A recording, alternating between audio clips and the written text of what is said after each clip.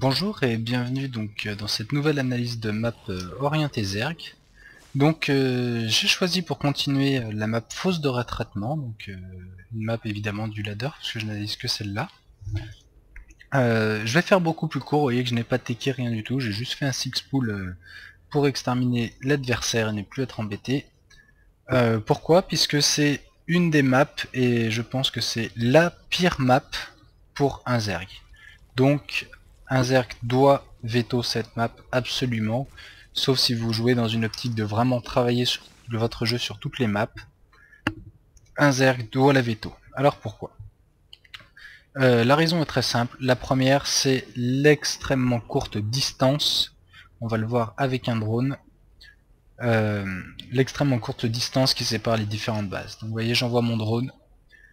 Et vous allez voir qu'en close position, il va à peine être sorti de ma zone, on va dire, de ma partie de la carte. Vous voyez, là ça y est, il sort. Il est déjà au milieu de la carte et il est déjà en fait chez le Terran. Alors on va partir sur un jeu à deux bases qui est quand même un jeu plutôt classique.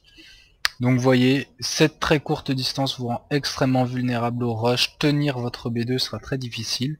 Alors pour une autre raison, on va continuer sur cette B2. C'est ce grand espace que vous aurez beaucoup de mal à tenir. Alors même si je vois qu'ils ont déplacé un petit peu l'expand, ils ont mis la rampe devant, ça ne suffit pas à rendre cette map intéressante. Vous ne pourrez jamais tenir une B2 vraiment proprement là-dessus. Voilà, s'ajoute à ça ces cailloux ici. Alors je vais peut-être envoyer un over histoire de mieux les voir, mais à la limite on s'en fiche. En cas de close position, c'est aussi dramatique. Imaginez un Terran, il casse le caillou, il casse celui-ci, il plante ces tanks là, et il vient faire mumuse sur votre B2 avec ses marines. Après il n'a plus qu'à back, et vous allez vous retrouver enfermé dans ce petit goulet à la con, où vous allez vous faire décimer. De même avec deux Colossus, soyez sûr que c'est un carnage.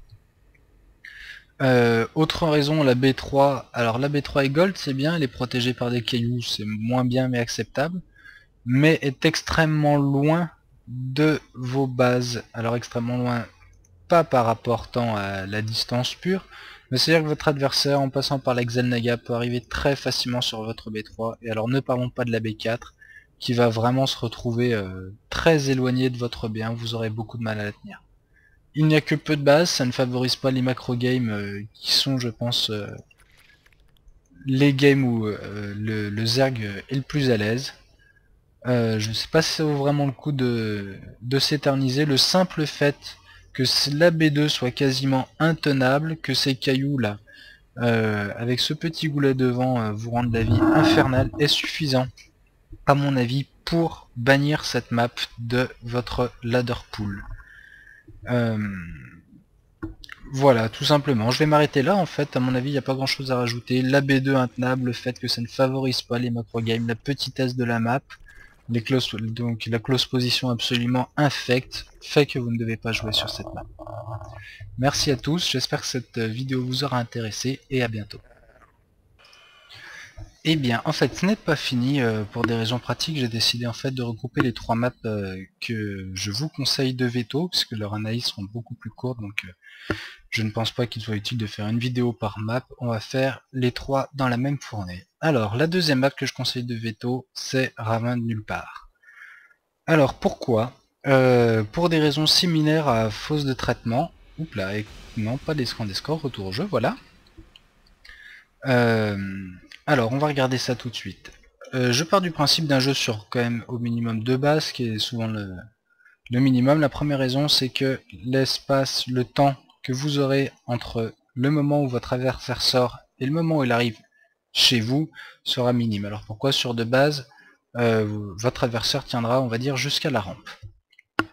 Par la suite, vous le verrez sortir là effectivement, mais regardez combien de temps mettent mes Zerglings pour arriver, c'est absolument ridicule. En plus, il s'agit de Zerglings sans la speed. Et ça y est, l'adversaire est déjà chez vous. Donc ce temps, cette très courte distance entre les deux bases est absolument injouable pour un Zerg. Ça veut dire que c'est un jeu, enfin c'est une map qui vous forcerait à jouer avec beaucoup d'unités, ce qui n'est pas votre pas le style de jeu du Zerg qui préférera toujours faire des drones. Le fait de ne pas pouvoir anticiper les mouvements de l'adversaire est absolument dramatique pour un Zerg. Alors deuxième raison, cette B2 qui peut sembler bien placée. Ah, je vois qu'ils ont aussi décalé la rampe. Alors avec cette nouvelle rampe, elle est effectivement beaucoup plus facile à défendre qu'elle ne l'a été. Alors je vais pas m'attarder dessus, à l'exception effectivement de ces petits cailloux, mais je pense pas que ce soit un argument suffisant. Une autre raison, c'est la B3 qui est affreusement mal placée. En cas de close position, elle est à la limite entre les deux bases, donc vous n'allez pas vouloir chercher ça. S'ajoute à cela ce petit rebord qui est très efficace pour poser un pylône ou éventuellement des tanks qui vous feront pilonner la B3. Alors vous allez me dire, il y a aussi la possibilité d'aller la chercher là, beaucoup plus loin. Pourquoi pas, mais quoi qu'il arrive, de toute façon, votre adversaire arriverait tellement vite chez vous, c'est l'argument principal. Cette faible distance, vous voyez, même d'ici, pour faire ce petit trajet là, c'est absolument ridicule. Alors j'ai essayé de jouer un peu dessus au début en ladder, et je me suis rendu compte qu'effectivement, produire un jeu Zerg à base de beaucoup de drones, un jeu assez défensif, je me rappelle avoir vu un Protoss sortir avec des Colossus, que j'avais scouté, mais ma Spire n'était pas encore finie. En fait, il est arrivé chez moi très tranquillement avant que mes corrupteurs arrivent et a pu quasiment raser l'intégralité de mon armée pendant que j'étais en train de créer des unités pour le contrer. Donc une map très peu intéressante pour un Zerg n'avait pas les jouer. La gold est intenable, mais vraiment intenable. Alors j'ai vraiment du mal à voir comment un Zerg peut les jouer sur une de ces golds. C'est dramatique, donc une map à veto, absolument. Voilà, je m'étendrai pas plus, passons à la prochaine.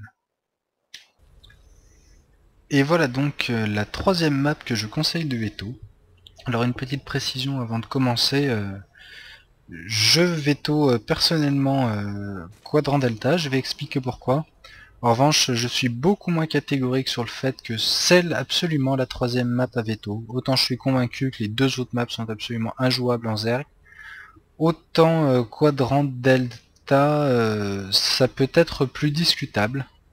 Malgré tout, je pense que c'est la map, la troisième map la moins intéressante en Zerg.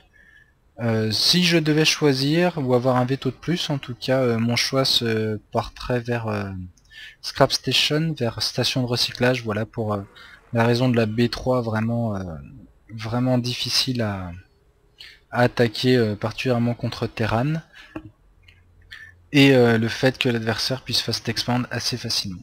Alors pourquoi est-ce que je conseillerais de veto Quadrant Delta? Pour la première raison, c'est la B2. N'allez pas croire pour un Zerg que votre B2 va être celle-ci. Ça, ce ne sera que votre B3 ou B4 peut-être. Alors j'expliquerai, je donnerai peut-être une ou deux indications sur comment la jouer, mais je n'aurai pas la prétention de m'en faire une analyse puisque je ne la joue quasiment jamais. Donc cette B2 qui va être absolument infernale à défendre. Vous voyez la grande ouverture, il est très difficile en tout cas de tenir à la fois l'accès à votre B1 et votre B2. Imaginez un Forgate là-dessus, ça va être catastrophique. Et alors que vous qui devez fast expand allez vous coltiner une B2 quasiment indéfendable, pour l'adversaire, s'il est Terran ou Protoss, la B2, eh bien ce sera celle-ci, puisque à moins d'une fast expand, alors certes ça tend à se généraliser, à se multiplier en tout cas chez les pros, honnêtement en ladder on en voit encore très peu. Donc votre adversaire aura le temps de casser le caillou avant de poser une B2 qui sera pour lui complètement safe. Et vous allez donc vous retrouver avec vous une B2 extrêmement exposée, très difficile à tenir. Là où votre adversaire lui aura une B2, la B2 quasiment c'est une des bases je pense les plus safe malgré la cliff qu'on peut trouver sur le map pool ladder. Voilà, c'est vraiment pour moi la raison qui fait qu'on ne peut pas jouer sur cette map. Imaginez des lions, alors ils vont venir vous balader un peu par là, ils auront toute la place pour faire le tour, revenir sur votre B1, etc. Ce serait dramatique. S'ajoute à cela les drop tanks, donc sur la B3, alors certes moins important mais très désagréable aussi. des faucheurs qui peuvent s'infiltrer très facilement pendant qu'il y a une attaque de face. Et alors je ne sais pas si ça a été corrigé, j'ai l'impression que oui, mais il fut un temps où on pouvait carrément poser un tank ici qui tapait sur la base qui se trouve là. Alors j'ai l'impression que ça a été corrigé, que les distances ont été agrandies, donc je vais pas m'attarder dessus. Donc la principale raison c'est voilà, une B2 indéfendable pour vous et très safe pour l'adversaire. Malgré tout je vais essayer de donner quelques très rapides indications parce que c'est une map que je maîtrise très mal. Donc évidemment prenez cette Xanaga Tower qui vous offrira un map control absolument sublime. C'est vrai que c'est un des avantages de cette map, c'est qu'en une seule Watchtower vous avez accès à quasiment toute la map. J'ai envoyé mes lignes dessus d'ailleurs pour pouvoir le constater. Deuxième chose, alors votre B2 sera forcément ici. Ne pensez pas que cette base sera forcément votre B3. Ce que je pourrais conseiller, c'est en fait, tant que vous pouvez expandre de façon relativement safe, en admettant que le début de partie soit bien passé, allez chercher de la gold ou selon la position de votre... Ah bah là aussi c'est tout le gold. Donc allez chercher de la gold en B3. Autant pour moi, vous voyez, je la connais vraiment assez mal. Allez chercher la gold en B3 et gardez finalement cette base pour expandre à un moment où vous aurez besoin d'une nouvelle base pour récolter et où il vous sera difficile d'aller chercher une des bases exposées par ici. En fait, c'est très intéressant de pouvoir la garder et de se dire oulala, je ne peux pas expand safe, pourtant j'en ressens le besoin, il faut que j'expande maintenant. Donc gardez cette base pour cette situation là, et là alors le caillou vous pouvez le casser par avance, hein, ça prend pas très longtemps en mid ou late game. Et par contre ça vous offrira une base safe. Alors évidemment si vous arrivez à survivre jusque là, ça vous offrira une base safe de plus par rapport à l'adversaire. Mais je crains malheureusement qu'un Zerg ne puisse pas forcément survivre aussi longtemps sur cette map. Donc vous voyez la Xanaga Tower qui oblige l'adversaire à faire un grand tour ici. Alors de même je vais parler la close. Alors je sais que j'en parle beaucoup sur les maps que je veto. Effectivement à chaque fois qu'on va jouer sur ces maps on ne va pas tomber en close. Malgré tout c'est un argument à prendre en compte assez important je pense. De regarder en cas de close il faut vraiment très peu de temps hop, pour arriver directement sur votre B2. Sans parler évidemment de positionnement de tank ici, ce qui les empêchera d'être circle, etc. Donc voilà, une map que je conseille de veto, mais je peux comprendre assez facilement que certains Zerg aiment quand même jouer dessus, parce qu'effectivement, si vous arrivez à passer le cap avec votre B2, vous avez toujours une base safe ici au cas où. La map propose des espaces assez intéressants pour les affrontements, particulièrement celui du milieu. Effectivement cet espace est un bon endroit pour prendre des combats à partir du mid-game. Donc voilà, malgré tout, c'est le troisième veto que j'utilise pour sur le map pool ladder. J'en ai donc fini avec les maps que je veto. Eh bien j'espère que ça vous aura intéressé. N'hésitez pas à me faire des retours si vous avez d'autres vetos ou s'il vous semble qu'il y a des imprécisions. Merci à tous et à bientôt.